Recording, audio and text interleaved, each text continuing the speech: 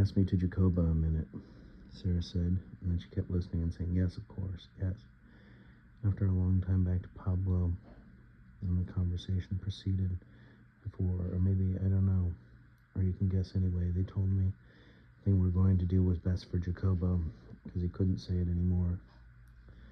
That was a crime to remain in such agony, and that we should think of not ending as doors of liberation, and his redemption, that must be it.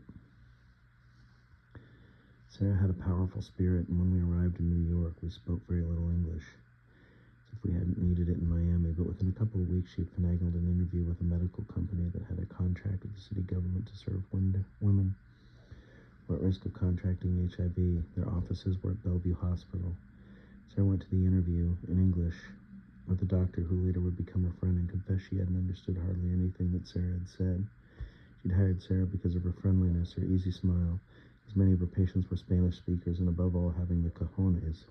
The doctor said it in Spanish, one of the 2 or 3 words she knew, to show up to the interview without knowing English.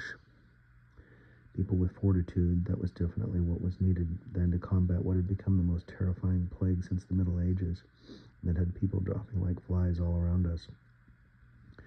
Sarah was completely self-directed and steadfast.